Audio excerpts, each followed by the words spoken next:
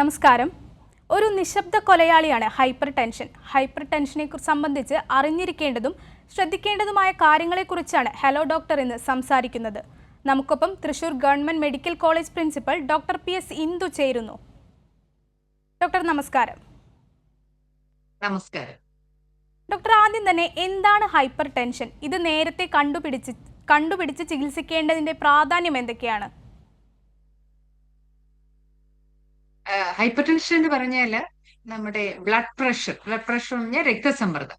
നമുക്കറിയാലോ, ഒരു പൈപ്പിൽ കൂടി അല്ലെങ്കിൽ ഒരു ഓസ് അതിൽ കൂടി വെള്ളം പോകുന്നു എന്ന് വിചാരിച്ചു. ഏത് ദ്രാവകവും പോകുമ്പോൾ നമുക്ക് കുറച്ച് മർദ്ദം അതിന്റെ ഭിത്തിയിൽ അനുഭവപ്പെടും, അല്ലെ? നമ്മൾ ഒരു മോട്ടോർ വെച്ചിട്ട് പമ്പ് ചെയ്യുകയാണെങ്കിൽ, അല്ലെ? അപ്പൊ കുറച്ച് മർദ്ദമുണ്ട്. അതുപോലെ നമ്മുടെ ശരീരത്തില് രക്തക്കുഴലുകളിൽ കൂടി, ആർട്ടറികളിൽ കൂടി ഹൃദയം രക്തം പമ്പ് ചെയ്താണ് നമ്മുടെ ഹൃദയം, തലച്ചോറ്, കിഡ്നി, കണ്ണുകൾ, നമ്മൾ സംസാരിക്കുന്ന കൈ, എല്ലാ അവയവങ്ങളിലേക്കും രക്തം എത്തുന്നത്. അപ്പോ ഒരു മർദ്ദം, അതായത് ബ്ലഡ് പ്രഷർ, അത് കൂടുന്നതിനെയാണ് നമ്മൾ ഹൈപ്പർ ടെൻഷൻ എന്ന് പറയുന്നത്. സാധാരണഗതിയിൽ ഒരു മനുഷ്യന് അത് കൂടിയത്, അത് സിസ്റ്റോളിക് ബ്ലഡ് പ്രഷർ എന്ന് പറയും, 120 millimeters of mercury. ഡയസ്റ്റോളിക്, അതായത് കുറയുമ്പോൾ അത് 80 ആണ്. അപ്പൊ അതുകൊണ്ടാണ് നമ്മൾ 120/80, 120 കഴിഞ്ഞ് ഒരു ചരിഞ്ഞ വര ഇട്ടിട്ട് 80 millimeter മെർക്കുറിയാണ് സാധാരണ രക്തസമ്മർദ്ദം. ഈ 120, 80 മുകളിലേക്ക് വരുമ്പോഴാണ് നമ്മൾ അതിനെ ഉയർന്ന രക്തസമ്മർദ്ദം എന്ന് പറയുന്നത്. സാധാരണഗതിയിൽ 130, 90 ആ നില കഴിയുമ്പോഴാണ് രക്താതിസമ്മർദ്ദം അല്ലെങ്കിൽ ഹൈപ്പർ ടെൻഷൻ എന്ന് പറയുന്നത്. നമുക്കെല്ലാം അറിയാവുന്നതുപോലെ നമ്മുടെ സ്ഫിഗ്മോമാനോമീറ്റർ നമ്മുടെ കയ്യിൽ കെട്ടി അളക്കുന്ന ഒരു ഉപകരണം ഉപയോഗിച്ചിട്ട് നമുക്ക് ഏത് ആശുപത്രിയിലും, പ്രാഥമികാരോഗ്യ കേന്ദ്രങ്ങളിലും ക്ലിനിക്കുകളിലും, പലർക്കും നമ്മുടെ സ്വന്തം വീടുകളിലും സബ് സെന്ററുകളിലും ഒക്കെ ലഭ്യമായ ഈ സ്ഫിഗ്മോമാനോമീറ്റർ ഉപയോഗിച്ചിട്ട് നമ്മുടെ എല്ലാ രക്തസമ്മർദ്ദം, ബ്ലഡ് പ്രഷർ അളക്കേണ്ടതാണ്. അത് അളന്ന് സാധാരണ നിലയിലാണ് എന്ന് നമ്മൾ ഉറപ്പുവരുത്തുക എന്നത് വളരെ പ്രധാനമാണ്. അങ്ങനെ ഉറപ്പ് വരുത്തിയില്ലെങ്കിൽ ഇത് കൂടുമ്പോ ഇത് നമുക്ക് അറിയാൻ പറ്റില്ല. അതുകൊണ്ടാണ് അതിനെ നമ്മൾ സൈലന്റ് കില്ലർ. നമുക്ക് പനിയുണ്ടെങ്കിൽ നമുക്ക് തൊട്ടു നോക്കിയേ അറിയാം, അല്ലെ? വയറുവേദന, ഛർദിൽ, തലകറക്കം, ഇങ്ങനെ പല പല ലക്ഷണങ്ങളുണ്ട്. പക്ഷെ ഈ രക്തക്കുഴലുകളിലെ ബ്ലഡ് പ്രഷർ കൂടിക്കഴിഞ്ഞാൽ നമുക്കറിയാം, ഇതാണ് നമുക്ക് ഓക്സിജൻ നമ്മുടെ തലച്ചോറിലും ഹൃദയ ഭിത്തികളിലും ഒക്കെ എത്തേണ്ടത്. അപ്പൊ അവിടേക്ക് ഇത് എത്താതിരിക്കുമ്പോ എന്ത് സംഭവിക്കും? നമുക്ക് രക്താതിസമ്മർദ്ദം അല്ലെങ്കിൽ ഹൈപ്പർ ടെൻഷൻ ഒരുപാട് സങ്കീർണതകളുണ്ട്. അത് ഹൃദ്രോഗം, സ്ട്രോക്ക്, കിഡ്നിയുടെ തകരാറ്, അങ്ങനെ ഒരുപാട്, കണ്ണിന്റെ കാഴ്ചയിലെ പ്രശ്നങ്ങൾ, അങ്ങനെ ഒരുപാട് സങ്കീർണതകൾ ഈ രക്തസമ്മർദ്ദം വർദ്ധിച്ചാൽ അല്ലെങ്കിൽ ഹൈപ്പർ ടെൻഷൻ കൊണ്ട് സംഭവിക്കാം. അതുകൊണ്ടാണ് ഇതിനെ നിശബ്ദ കൊലയാളി. നമുക്ക് ഒരു ലക്ഷണവും ഇല്ല, നമ്മൾ സാധാരണ ജോലിക്ക് പോകും, പെട്ടെന്ന് നെഞ്ചുവേദന വരും, ജോലി ചെയ്തുകൊണ്ടിരിക്കുന്നു, ഒരു വശം തളർന്നു, സംസാരശേഷി പോകും. അതൊക്കെ വളരെ ഗുരുതരമായ, അതീവ ഗുരുതരമായ പ്രശ്നങ്ങളാണ്, അല്ലെ? ഹാർട്ട് അറ്റാക്കും പക്ഷാഘാതം അല്ലെങ്കിൽ സ്ട്രോക്ക്. പെട്ടെന്ന് ഒരു ദിവസം നമുക്ക് നടക്കാൻ പറ്റുന്നില്ല, കൈകാല് തളർച്ച, നമ്മൾ കിടപ്പിലായി പോകുന്നുണ്ടോ, ഇല്ലേ? അത് ഒരുപാട് ഡിസബിലിറ്റി കൂടിയുള്ള പ്രശ്നമാണ്. ഇത്തരത്തിലുള്ള ഇപ്പൊ സ്ട്രോക്കിന്റെയൊക്കെ ഏറ്റവും പ്രധാനപ്പെട്ട കാരണം, റിസ്ക് ഫാക്ടർ, അപായ ഘടകം എന്ന് പറയുന്നത് ഹൈ ബ്ലഡ് പ്രഷറാണ്. ഈ വർഷം ലോകാരോഗ്യ സംഘടന മെയ് മാസം 17-ാം തീയതി ആ ദിനത്തോടനുബന്ധിച്ച് ഈ മാസം മുഴുവൻ പല രാജ്യങ്ങളിലും ഇതിനെക്കുറിച്ചുള്ള അറിവ് പകരാൻ വേണ്ടിയിട്ട്, അതായത് നമ്മളുടെ ബ്ലഡ് പ്രഷർ നമ്മൾ ഓരോരുത്തരും നോക്കുക, അത് സാധാരണ നിലയിലാണെന്ന് ഉറപ്പുവരുത്തുക. ഇപ്പോൾ ബ്ലഡ് പ്രഷർ സാധാരണ നിലയിലുള്ളവർ അത് ഉയർന്ന രക്തസമ്മർദ്ദം അല്ലെങ്കിൽ ഹൈപ്പർ ടെൻഷൻ വരാതിരിക്കാൻ വേണ്ടിയുള്ള നടപടികൾ സ്വീകരിക്കുക. ഇപ്പോൾ ഉയർന്ന സമ്മർദ്ദം ഉള്ളവർ പെട്ടെന്ന് തന്നെ അത് കണ്ടുപിടിക്കുക, കൃത്യമായ ചികിത്സയിലൂടെ അതിനെ സാധാരണ നിലയിൽ എത്തിക്കുകയും ഞാൻ നേരത്തെ പറഞ്ഞ ഹൃദ്രോഗം, പക്ഷാഘാതം തുടങ്ങിയ സങ്കീർണതകളെ തടയുകയും പ്രതിരോധിക്കുകയും ചെയ്യുക എന്നുള്ളതാണ്. എപ്പോഴാണ് ഈ രക്തസമ്മർദ്ദം ഉയർന്നു എന്ന് നമുക്ക് മനസ്സിലാക്കാൻ കഴിയുന്നത്? അതായത് നമ്മുടെ ശരീരം കാണിക്കുന്ന സൂചനകൾ എന്തെല്ലാമാണ് ഇതിന്റെ? സൂചനകൾ വളരെ കുറവാണ്. അതുകൊണ്ടാണ് അതിനെ നിശബ്ദ കൊലയാളി അല്ലെങ്കിൽ സൈലന്റ് കില്ലർ എന്ന് പറയുന്നത്. ചിലർക്ക് തലവേദന തുടങ്ങിയ ചില ലക്ഷണങ്ങൾ വരാം, പക്ഷെ ഭൂരിഭാഗം പേരിലും ഈ രക്തസമ്മർദ്ദം ഉയർന്നത് പലപ്പോഴും കണ്ടെത്തുന്നത് ഒരു നെഞ്ചുവേദനയായിട്ട് കാഷ്വാലിറ്റിയിൽ കൊണ്ടുവരികയാണ്. അപ്പോൾ നോക്കുമ്പോഴാണ് ബ്ലഡ് പ്രഷർ 150, 100, 160, 100 അങ്ങനെ ഉയർന്ന നിലയിലാകുന്നത്. അത് അല്ലെങ്കിൽ നമ്മൾ മറ്റൊരു പ്രാഥമിക ആരോഗ്യ കേന്ദ്രത്തിലോ ക്ലിനിക്കിലോ ഒരു പനിയായിട്ട് പോവുകയാണ്, അല്ലെങ്കിൽ ഒരു കാല് മുറിഞ്ഞു, മറ്റെന്തെങ്കിലും കാരണങ്ങളായിട്ട് പോകുമ്പോൾ ഡോക്ടർ പെട്ടെന്ന് എന്നാ BP കൂടെ നോക്കാം എന്ന് പറഞ്ഞിട്ട് ബ്ലഡ് പ്രഷർ പരിശോധിക്കുന്നു. അപ്പോൾ കണ്ടെത്തുന്നു. അപ്പൊ അതുകൊണ്ട് തന്നെ സാധാരണ ഒരു ലക്ഷണവും ഇല്ലാതെ തന്നെ ഉയർന്ന നിലയിൽ വരും. പലപ്പോഴും സങ്കീർണതകളോടുകൂടി ഒരു രോഗി അല്ലെങ്കിൽ വൃക്ക രോഗം, നമുക്കറിയാലോ വൃക്ക രോഗമൊക്കെ വളരെ, അതിന്റെ കൂടെ പ്രമേഹം കൂടി ഉണ്ടെങ്കിൽ അതിന്റെയൊക്കെ സാധ്യത വളരെ കൂടുതലാണ്. അങ്ങനെ ചെല്ലുന്ന സമയത്താണ് മനസ്സിലാകുന്നത് അദ്ദേഹത്തിന് ബ്ലഡ് പ്രഷർ വളരെ കൂടുതലാണ് എന്നുള്ളത്. അതുകൊണ്ട് തന്നെ നമ്മൾ കൃത്യമായി, പ്രത്യേകിച്ചും 30 വയസ്സിന് മുകളിൽ സാധാരണ ബ്ലഡ് പ്രഷർ ആണെങ്കിൽ തന്നെ 6 മാസത്തിൽ ഒരിക്കൽ പരിശോധിക്കണം. ഇപ്പോൾ നമ്മൾ ട്രാക്കിംഗ് ഓഫ് ബ്ലഡ് പ്രഷർ, അതായത് കുട്ടികളിൽ പോലും ഉയർന്ന രക്തസമ്മർദ്ദം കണ്ടെത്തുന്നു എന്നുള്ളത് കൊണ്ട്, അത് ഹൈപ്പർ ടെൻഷൻ ആകാം, ഹൈപ്പർ ടെൻഷന് മുൻപ് ഉള്ള ഒരു പ്രീ ഹൈപ്പർ ടെൻഷൻ, ഇങ്ങനെയുള്ള എല്ലാ പ്രശ്നങ്ങളും എത്രയും നേരത്തെ കണ്ടുപിടിക്കുക എന്നുള്ളതാണ് നമ്മൾ ഈ വർഷം ഏറ്റവും കൂടുതൽ ഫോക്കസ് ചെയ്യുന്നത്. അതിന്റെ കാരണം എന്താണെന്ന് വെച്ചാൽ, ഇത് കണ്ടുപിടിച്ച ലോകത്ത് ഏറ്റവും പ്രധാനപ്പെട്ട പ്രിമച്വർ ഡെത്ത്, പ്രിമച്വർ ഡെത്ത് എന്ന് പറഞ്ഞാൽ നമ്മൾ പ്രായം ആകുന്നതിന് മുമ്പ്, സാധാരണ മരണം സംഭവിക്കുന്ന സമയത്തിന് മുമ്പ്, പ്രത്യേകിച്ചും ചെറുപ്പക്കാരുടെയും മധ്യവയസ്കരുടെയും പ്രായമായാൽ തന്നെ കുറച്ചുകൂടി നേരത്തെ ഒക്കെ ഉള്ള മരണത്തിന്റെ ഏറ്റവും പ്രധാനപ്പെട്ട പ്രിവെന്റബിൾ കോസ് ഓഫ് മോർട്ടാലിറ്റി, അതായത് നമുക്ക് ഏതെങ്കിലും ഇടപെടലുകളിലൂടെ തടയാൻ പറ്റുന്ന ഏറ്റവും പ്രധാനപ്പെട്ട കാരണം, ലോകത്തെ 1-ാം നമ്പർ കാരണം രക്താതിസമ്മർദ്ദം അല്ലെങ്കിൽ ഹൈപ്പർ ടെൻഷൻ ആണ്. അതുകൊണ്ട് തന്നെയാണ് അതിനെക്കുറിച്ച് നമ്മൾ ഒരുപാട് സംസാരിക്കുന്നത്, എങ്ങനെ തടയാം, എങ്ങനെ ചികിത്സിക്കാം എന്നൊക്കെ. ഡോക്ടർ, ഇപ്പോൾ നമുക്കിപ്പോൾ ഒരു പ്രേക്ഷകൻ കൂടി ചേരുന്നുണ്ട്. ഇടുക്കിയിൽ നിന്നും ജോർജ് ആണ്. ഡോക്ടറോട് ചോദിച്ചോളൂ.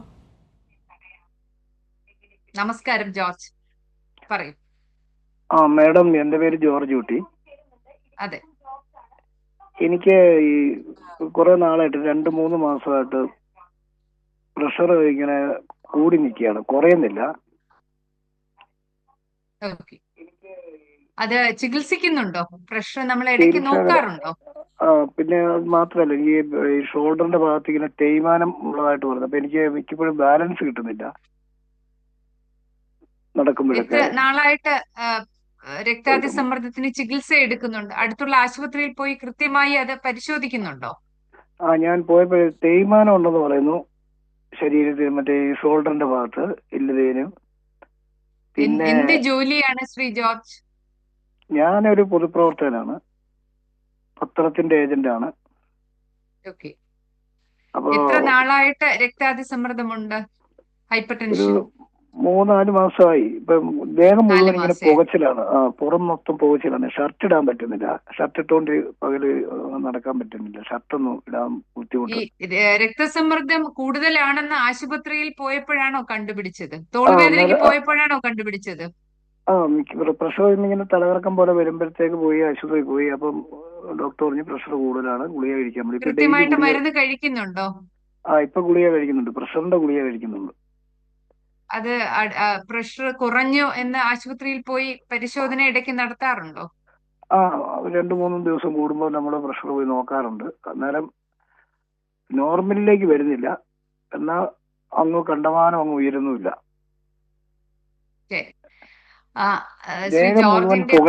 ദേഹം മുഴുവൻ ഒരു പുകച്ചിലാണ്.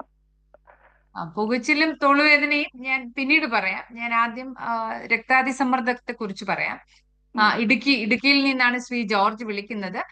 കേരളത്തിൽ പൊതുവില് 30 വയസ്സിന് മുകളിൽ, അല്ലെങ്കിൽ നമ്മൾ പ്രായപൂർത്തിയായവരുടെ എടുക്കുകയാണെങ്കിൽ ഒരു 25%, 100-ൽ 25 എന്ന് പറഞ്ഞാൽ വലിയൊരു സംഖ്യയാണ്. ചില സ്ഥലങ്ങളിൽ 30% പേർക്ക് രക്താതിസമ്മർദ്ദം അല്ലെങ്കിൽ ഉയർന്ന ഹൈപ്പർ ടെൻഷൻ, ബ്ലഡ് പ്രഷർ ഉണ്ടെങ്കിൽ, ഇടുക്കി പോലെയുള്ള സ്ഥലങ്ങളിൽ വാസ്തവത്തിൽ അമിതവണ്ണവും ഹൈപ്പർ ടെൻഷനും ഒക്കെ കുറച്ച് കുറവാണ്. മറ്റു സ്ഥലങ്ങളെ അപേക്ഷിച്ച് കുറവ് എന്ന് പറയുന്നത് അവിടെ കൂടുതലായിട്ട് നമുക്കറിയാലോ ഉയർന്ന കയറി അന്തരീക്ഷം. ഇറങ്ങി ഒരുപാട് ദൂരം നടക്കുന്ന, അപ്പൊ അതുകൊണ്ട് തന്നെ ഈ ഫിസിക്കൽ ആക്ടിവിറ്റി നമ്മൾ നടക്കുന്നത് ഈ പ്രഷർ കുറയ്ക്കാനായിട്ട് സഹായിക്കും. മരുന്ന് കഴിക്കണം ശ്രീ ജോർജ്. നമ്മൾ 2-3 ദിവസം കൂടുമ്പോൾ ആശുപത്രിയിൽ പോകുന്നത് എനിക്ക് തോന്നുന്നു ചില പ്രത്യേക സാഹചര്യത്തിൽ ഡോക്ടർ പറഞ്ഞിട്ടായിരിക്കും. സാധാരണ അതായത് നിയന്ത്രണ വിധേയമാകാൻ ബുദ്ധിമുട്ടുള്ളത് കൊണ്ടായിരിക്കാം. അതുകൊണ്ട് ചികിത്സയുടെ വിശദാംശങ്ങളിലേക്ക് ഞാൻ കടക്കുന്നില്ല. അതിനെ വീണ്ടും തുടർന്ന് ആശുപത്രിയിൽ തന്നെ പോവുക. പക്ഷെ പൊതുവായിട്ടുള്ള കുറച്ച് കാര്യങ്ങൾ ഞാൻ പറയാം ശ്രീ ജോർജ്. ഒന്ന്, നമ്മൾ ഡോക്ടർ പറയുന്ന സമയത്ത് ആശുപത്രിയിൽ പോവുകയും മരുന്നുകൾ കൃത്യമായി കഴിക്കുകയും വേണം. അതാണ് ആദ്യത്തെ കാര്യം. കൂടെ അത് പറയുന്ന ഇടവേളയിൽ, ചിലപ്പോൾ ആഴ്ചയിൽ ഒരിക്കലാകാം, 2 ആഴ്ചയിൽ ഒരിക്കൽ, നിയന്ത്രണ വിധേയമായാൽ മാസത്തിൽ ഒരിക്കലാകാം. കേരളത്തിലാണെങ്കിൽ പ്രാഥമിക ആരോഗ്യ കേന്ദ്രങ്ങളിൽ കൂടി ഇതിനുള്ള ചികിത്സ നമുക്ക് രജിസ്റ്റർ ചെയ്ത് കഴിഞ്ഞാൽ ആ PHCയുടെ കീഴിലുള്ള എല്ലാവർക്കും തന്നെ അവിടുന്ന് മരുന്ന് കിട്ടുന്നുണ്ട്. അത് നമ്മൾ കൃത്യമായിട്ട് മരുന്ന് കഴിക്കണം. ഇനി ഒരു 3-4 കാര്യങ്ങൾ കൂടി ശ്രദ്ധിച്ചാൽ നമുക്ക് ഈ രക്താതിസമ്മർദ്ദം നിയന്ത്രണ വിധേയം, അത് വന്നവർക്ക്, ശ്രീ ജോർജിനെ പോലുള്ള ഇവർക്ക് അത് കുറയ്ക്കാനും പറ്റും. ഇതുവരെ രക്താതിസമ്മർദ്ദം, നോർമൽ ബ്ലഡ് പ്രഷർ ഉള്ളവർക്ക് ഹൈപ്പർ ടെൻഷൻ വരാതെ സൂക്ഷിക്കാനും പറ്റും. അതിലൊന്ന് ഭക്ഷണമാണ് ശ്രീ ജോർജ്. ഭക്ഷണത്തില് അമിതമായ ഉപ്പ് എന്ന് വെച്ചാൽ നമ്മൾ സാധാരണ ഉപ്പ് കഴിക്കുന്നത് ഉപ്പില്ലാതെ കഴിക്കേണ്ട ആവശ്യമില്ല. പക്ഷെ നമ്മളുടെ ഒരു ഹിഡൻ സോൾട്ടുകളുണ്ട്. നമ്മൾ ഈ സൈലന്റ് കില്ലർ എന്നൊക്കെ പറയുന്ന പോലെ ഒളിച്ചിരിക്കുന്ന ഉപ്പുള്ള കുറെ ഭക്ഷണങ്ങളുണ്ട്. ഒന്നാണ് അച്ചാർ. അച്ചാറിൽ ധാരാളം ഉപ്പുണ്ട്, നമുക്കറിയാലോ. നമ്മൾ നാരങ്ങ, മാങ്ങ, ഇങ്ങനെ അങ്ങനെ അച്ചാറിടുന്ന മിക്കവാറും എല്ലാ സാധനങ്ങളും നല്ല പുളിയുള്ളതാണ്. അപ്പൊ ആ പുളി കോമ്പൻസേറ്റ് ചെയ്യാൻ വേണ്ടി നമ്മൾ ഉപ്പ് ചേർക്കും. നമ്മൾ ആ ഉപ്പ് അധികം ഉപ്പായിട്ട് നമുക്ക് അറിയാനും പറ്റില്ല. പിന്നെ ഉപ്പ് ഒരു പ്രിസർവേറ്റീവ് ആണ്. അപ്പൊ ഒന്ന് അച്ചാർ. 2, പപ്പടം. ഒരിക്കലും പപ്പടം കഴിക്കരുതെന്നും ഒരിക്കലും അച്ചാർ കഴിക്കരുതെന്നും അല്ല. പിന്നെ ഉപ്പേരി, ഈ ചിപ്സ് ഇല്ലേ. പിന്നെ ബേക്കറി പലഹാരങ്ങൾ. ബേക്കറി പലഹാരങ്ങളിൽ നമ്മൾ ഉപ്പ്, നമ്മൾ കറിക്കും ചോറ് ആ ഉപ്പ് ആകണം എന്നില്ല. അതല്ലെങ്കിൽ അതിന് ബേക്കിംഗ് സോഡ എന്ന് പറയും. ഇപ്പൊ ഈ സോഡിയത്തിന്റെ അളവ് വർദ്ധിക്കുന്നത് ആണ് ഈ ബ്ലഡ് പ്രഷർ കൂടാനുള്ള, അതിലേക്ക് നയിക്കാൻ പറ്റുന്ന ഒരു കാരണം. അതിന്റെ എതിർഭാഗമാണ് നമുക്ക് വേണ്ടത്. അപ്പൊ നമുക്ക് അച്ചാറ്, ഉപ്പേരി, പപ്പടം ഒക്കെ ഭക്ഷണത്തിൽ കുറയ്ക്കുകയും അതേസമയം പൊട്ടാസ്യം കൂടുതലുള്ള കാര്യങ്ങൾ കൂടുതൽ കഴിക്കുകയും വേണം. ഈ പൊട്ടാസ്യം കൂടുതലുള്ള 2 പ്രധാന കാര്യങ്ങൾ ഒന്ന് പച്ചക്കറികളും, 2 പഴവർഗ്ഗങ്ങൾ. പ്രത്യേകിച്ചും എനിക്ക് തോന്നുന്നു ഇടുക്കിയിലൊക്കെ ധാരാളം പഴങ്ങളുണ്ട്. അങ്ങേക്ക് പ്രമേഹം കൂടി ഉണ്ടോ? ഇല്ല. അപ്പോൾ നമുക്ക് പ്രമേഹമുള്ളവർക്കും പഴങ്ങൾ കഴിക്കാം. പക്ഷെ കൂടുതൽ മധുരമുള്ള, കൂടുതൽ കലോറിയുള്ള ഈ ഏത്തപ്പഴം, മാങ്ങ, ഇതിലൊക്കെയാണ് കൂടുതൽ കലോറി ഉള്ളത്. അതേസമയം പേരയ്ക്ക, പപ്പായ ഇങ്ങനെയുള്ള പഴങ്ങളിൽ കലോറി കുറവാണ്. അപ്പൊ ഈ പഴങ്ങൾ ധാരാളം കഴിക്കുന്നത്, പച്ചക്കറികൾ എന്ന് പറയുമ്പോൾ നമുക്ക് എല്ലാ പച്ചക്കറികളും നല്ലതാണ്. നമുക്ക് വെള്ളരി, പടവലം, അങ്ങനെയുള്ള പച്ചക്കറികൾ, വെണ്ടയ്ക്ക, വഴുതനങ്ങ, ചീര, മുരിങ്ങയില തുടങ്ങിയ ഇലക്കറികൾ. വാസ്തവത്തില് എല്ലാവരും തന്നെ ഓരോ ദിവസവും ഇലക്കറികൾ ഭക്ഷണത്തിൽ ഉൾപ്പെടുത്തണം. നമ്മൾ ഗ്രാമിന്റെ കണക്ക് പറയുകയാണെങ്കിൽ നമ്മൾ ഓരോ ദിവസവും ഏതാണ്ട് 450ഓളം ഗ്രാം പച്ചക്കറികളും 150 ഗ്രാം പഴങ്ങളും ഓരോ വ്യക്തിയും കഴിക്കണമെന്നാണ്. നമുക്കറിയാം പൊതുവിൽ നമ്മൾ അങ്ങനെ കഴിക്കുന്നവർ വളരെ കുറവായിരിക്കും. എന്തായാലും നമുക്ക് ഓരോരുത്തർക്കും കഴിക്കുന്ന ഈ പച്ചക്കറിയുടെ അളവും പഴങ്ങളുടെ അളവും കൂട്ടുകയും അതേസമയം നമ്മൾ ഈ ഉപ്പിന്റെ കാര്യം നേരത്തെ പറഞ്ഞതുപോലെ മധുരവും, ചോറ്, അരി, ഗോതമ്പൊക്കെ സാധാരണഗതിയിൽ നമ്മുടെ ഭക്ഷണത്തിൽ കൂടുതലാണ്. അത് കുറയ്ക്കാം. ഇപ്പം നമ്മൾ കഴിക്കുന്ന ഭക്ഷണത്തിലുള്ള കാരണം അത് പലപ്പോഴും നമുക്ക് ആവശ്യത്തിൽ കൂടുതലായതുകൊണ്ട് അത് കൊഴുപ്പായിട്ട് ശരീരം അത് സ്റ്റോർ ചെയ്ത് വെക്കും. അപ്പൊ അങ്ങനെ അത് ട്രൈഗ്ലിസറൈഡ് അല്ലെങ്കിൽ കൊളസ്ട്രോളിന്റെ ഒരു ഘടകങ്ങളൊക്കെ ആയിട്ട് അത് മാറും. അപ്പൊ ഭക്ഷണം ആണ് ഒരു പ്രധാനപ്പെട്ട കാര്യം. രണ്ടാമത്തെ കാര്യം, അങ്ങ് നടക്കാൻ പോകാറുണ്ടോ ശ്രീ ജോർജ്? ലൈൻ കട്ടായെന്ന് തോന്നുന്നു. നടക്കുന്നത് വാസ്തവത്തിൽ ഇപ്പം ഒരു ഏർലി ഹൈപ്പർ ടെൻഷൻ, നമ്മൾ BP കുറച്ചൊന്ന് കൂടി, അതേസമയം വലിയ ഒരു ബ്ലഡ് പ്രഷർ കൂടി ഹൈപ്പർ ടെൻഷൻ ആയിട്ടില്ല, അങ്ങനെയുള്ളവർക്കും ഒക്കെ നമ്മൾ നടന്നു തുടങ്ങുകയാണെങ്കിൽ, ഭക്ഷണം പോലെ തന്നെ നമ്മൾ നടന്നു തുടങ്ങുകയാണെങ്കിൽ നമ്മുടെ ബ്ലഡ് പ്രഷർ കുറയും. അത് ആഴ്ചയിൽ 5 ദിവസം 150 ആണ് ലോകാരോഗ്യ സംഘടന പറയുന്നത്. ആഴ്ചയിൽ 5 ദിവസം നല്ല സ്പീഡിന് നമ്മൾ അങ്ങനെ ഒരു വ്യായാമം ചെയ്തു തുടങ്ങുമ്പോൾ ആദ്യം നമ്മൾ ഒരു പ്രത്യേകിച്ചും നെഞ്ചുവേദന, ഹൃദ്രോഗം ഒക്കെ ഉള്ളവരാണെങ്കിൽ അത് ഡോക്ടറുടെ ഒരു ഉപദേശം എടുക്കണം. അല്ലെങ്കിൽ കുട്ടികൾ ഉൾപ്പെടെ നമ്മളെ കുട്ടികൾ എല്ലാവരും തന്നെ ഒരു ദിവസം 1 മണിക്കൂറെങ്കിലും ഓടിക്കളിക്കണം. കാരണം നമ്മുടെ നാട്ടില് ഈ രക്താതിസമ്മർദ്ദം അല്ലെ ഹൈപ്പർ ടെൻഷനൊക്കെ കൂടുന്ന കാര്യം അതൊന്ന് റിവേഴ്സ് ചെയ്യണമെങ്കിൽ, അതൊന്ന് മാറ്റണമെങ്കിൽ സ്കൂളുകളിലും വീടുകളിലും ഒക്കെ കുട്ടികൾ ഓടിക്കളിക്കണം. നമ്മുടെ സ്ത്രീകൾ നടക്കണം. നമ്മുടെ സ്ത്രീകൾ പൊതുവില് വീട്ടിൽ ഇങ്ങനെ ജോലിയൊക്കെ ചെയ്ത് ക്ഷീണിച്ചിരിക്കുകയാണ്. വീട്ടുജോലിയുണ്ട്, അതുകൊണ്ട് നടക്കാൻ പോകുന്നില്ല എന്നുള്ളത് ഒരു എക്സ്ക്യൂസ് അല്ല. സ്ത്രീകളും നടക്കണം. ഒരു ദിവസം 1/2 മണിക്കൂറെങ്കിലും നമ്മൾ കൂട്ടായിട്ട് ഒന്നിച്ച് നടക്കാം. കമ്മ്യൂണിറ്റി എക്സസൈസ് നല്ലതാണ്. കമ്മ്യൂണിറ്റി ഇപ്പൊ റെസിഡൻസ് അസോസിയേഷൻ നേതൃത്വത്തിൽ ആഴ്ചയിൽ 2-3 ദിവസം ഒന്നിച്ചു കൂടുകയും എക്സസൈസുകൾ ചെയ്യുകയും ചെയ്യാം. അപ്പൊ അത് എക്സസൈസ് നമ്മൾ പറയുന്നത് ഈ നടപ്പ് മാത്രമല്ല, അതല്ലാതെയുള്ള സ്ട്രെങ്ത് ട്രെയിനിങ് അതും വളരെ അത്യാവശ്യമാണ്. അത് ഞാനിപ്പോ രക്താതിസമ്മർദ്ദത്തിന്റെ ഒരു പശ്ചാത്തലത്തിലാണ് പറയുന്നതെങ്കിലും ഈ പ്രമേഹം ഉൾപ്പെടെയുള്ള അസുഖങ്ങളെ പ്രതിരോധിക്കാൻ വേണ്ടി സ്ട്രെങ്ത് ട്രെയിനിങ് എന്ന് പറഞ്ഞാൽ പുഷപ്പ്, ചെറിയ വെയിറ്റ് എടുത്തിട്ടുള്ളത്, ഇപ്പൊ ജിമ്മിൽ പോയി ആൾക്കാർ ചെയ്യുന്ന കാര്യങ്ങൾ. അപ്പൊ അത് സ്ത്രീകൾക്കും പുരുഷന്മാർക്കും ഒന്നിച്ച് തന്നെ ചെയ്യാവുന്നതേ ഉള്ളൂ.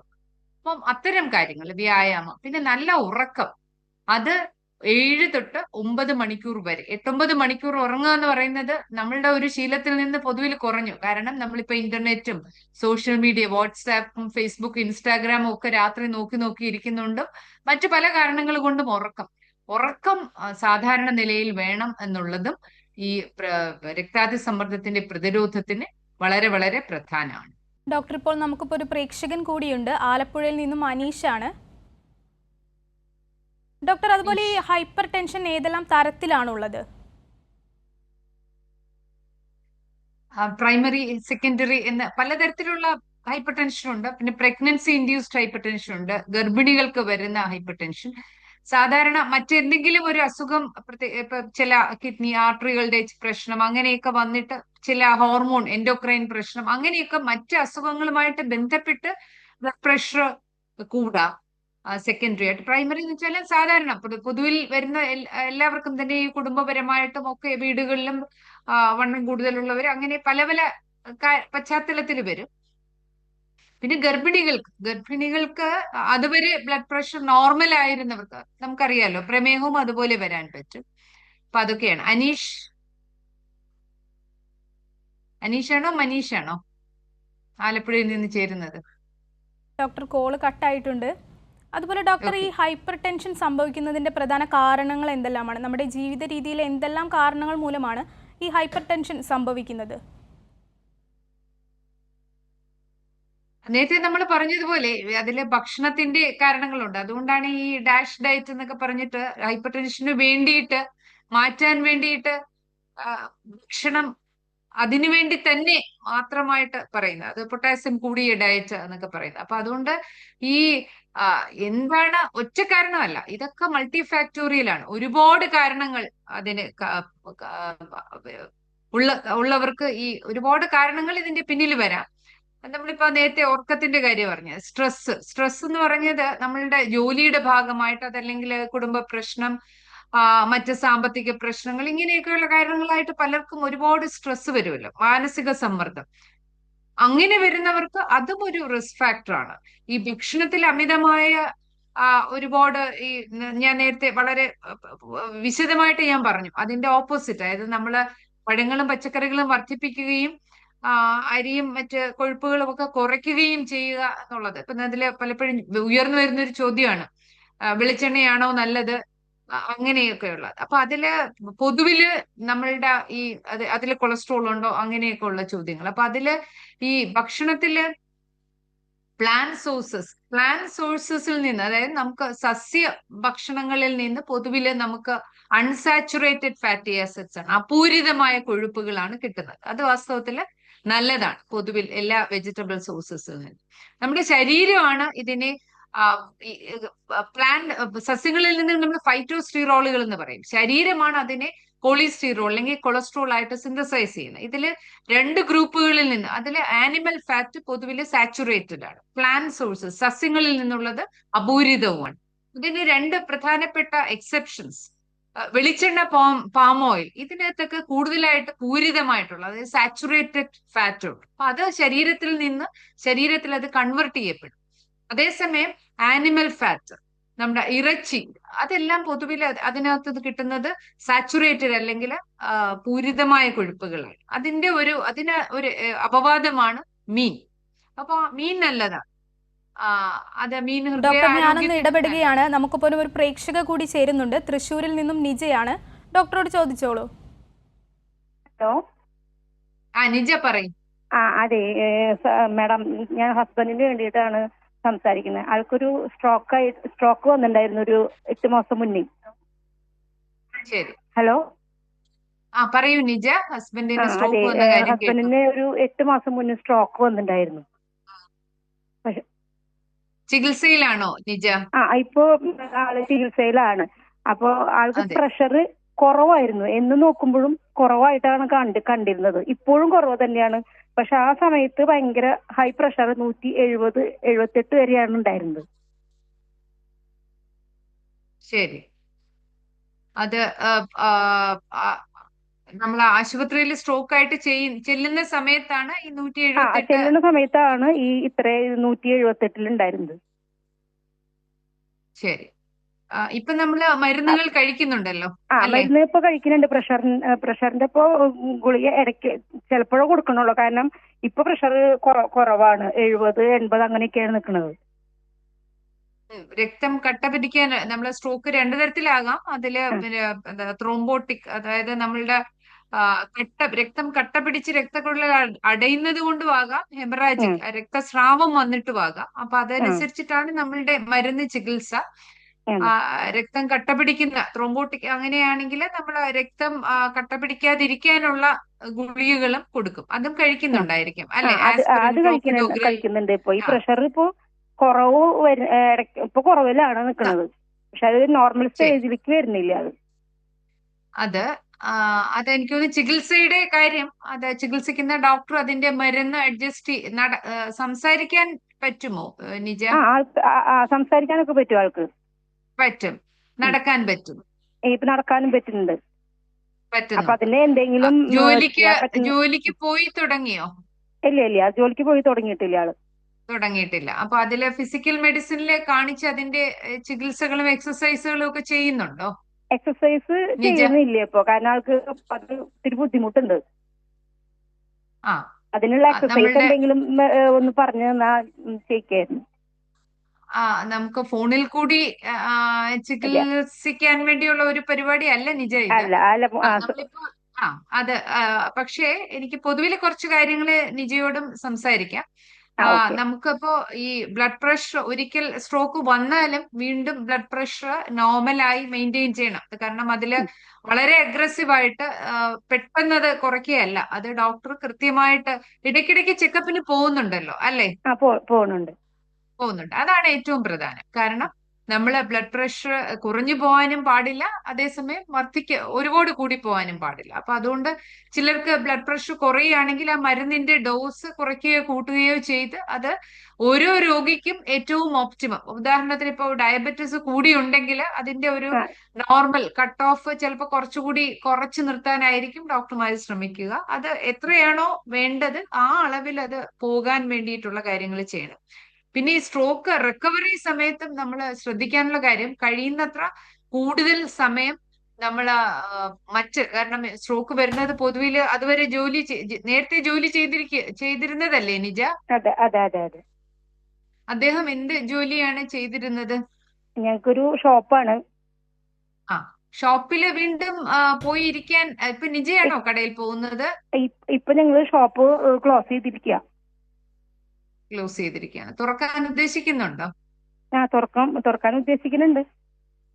ഉദ്ദേശിക്കുന്നുണ്ട്. അപ്പം നമ്മൾ അതുപോലെ തിരിച്ച് നമ്മൾ നേരത്തെ ചെയ്തിരുന്ന ജോലി അല്ലെങ്കിൽ നമ്മുടെ ഇപ്പോഴത്തെ ശാരീരിക അവസ്ഥയ്ക്ക് ഏറ്റവും പറ്റിയ രീതിയിലുള്ള ജോലിയിലേക്ക് തിരിച്ചു വരണം എന്നുള്ളതും വളരെ പ്രധാനമാണ്. കാരണം ഇതിന്റെ ഒരു മനസ്സിന്റെ ഒരു കാര്യമുണ്ടല്ലോ, നമ്മുടെ മാനസികാരോഗ്യത്തിന്. കാരണം നമ്മളിപ്പോ ഒരു അസുഖം വന്ന് വീണ്ടും നമ്മൾ വീട്ടിനകത്ത് ഇരുന്ന് പോയി അങ്ങനെയൊക്കെ ആണെങ്കിൽ നമ്മുടെ മനസ്സിന്റെ പ്രയാസവും സങ്കടവും ഒക്കെ കൂടും. അപ്പൊ ആ ചികിത്സയുടെ ഭാഗമായിട്ട് തന്നെ എത്രയും നേരത്തെ, ഇപ്പൊ സ്ട്രോക്ക് ആണ് വരുന്നതെങ്കിലും എത്രയും നേരത്തെ ഫിസിയോതെറാപ്പിയും എക്സസൈസുകളും അത് കുറച്ചൊക്കെ ആശുപത്രി വെച്ച് ചെയ്യും, കുറച്ചൊക്കെ ഇപ്പൊ വളരെ കിടപ്പാണെങ്കിൽ നമ്മുടെ ബന്ധുക്കൾക്ക് പറഞ്ഞു തരും, അതുപോലെ ചെയ്ത് പിടിച്ച് എണീപ്പിച്ച്. അത് പലർക്കും പല അവസ്ഥയിൽ വ്യത്യാസമായിരിക്കും. ഇപ്പൊ നിജയുടെ ഹസ്ബൻഡ് എണീക്കുകയും നടക്കുകയും സംസാരിക്കുകയും ഒക്കെ ചെയ്യുന്നു. അദ്ദേഹം വീണ്ടും ഷോപ്പ് തുറന്ന് അവര് പഴയതുപോലെ കട തുടങ്ങാൻ വേണ്ടി ശ്രമിക്കുന്നു എന്നുള്ളത് നല്ല കാര്യമാണ്. അതോടൊപ്പം തന്നെ ഞാൻ നേരത്തെ പറഞ്ഞ പോലെ ഈ ഭക്ഷണവും കൃത്യമായ ബ്ലഡ് പ്രഷർ ചെക്കപ്പും നടത്തവും ഫിസിക്കൽ ആക്ടിവിറ്റി, എക്സസൈസ്. അപ്പൊ ആ മസിലുകളുടെയൊക്കെ ഉള്ള പവർ നിലനിർത്താനും ശരി ഡോക്ടർ, പ്രേക്ഷകർക്ക് വ്യക്തമായെന്ന് വിശ്വസിക്കുന്നു. ഹൈപ്പർ ടെൻഷനെ സംബന്ധിച്ച് അറിഞ്ഞിരിക്കേണ്ടതും ശ്രദ്ധിക്കേണ്ടതുമായ കാര്യങ്ങളെക്കുറിച്ചാണ് ഹലോ ഡോക്ടർ എന്ന് സംസാരിച്ചത്. നമുക്കൊപ്പം Thrissur government medical college principal doctor P S Sindhu ആണ് ചേർന്നത്. ഡോക്ടർ നന്ദി. ഹലോ ഡോക്ടറിന്റെ ഇന്നത്തെ സമയം അവസാനിക്കുന്നു. നന്ദി.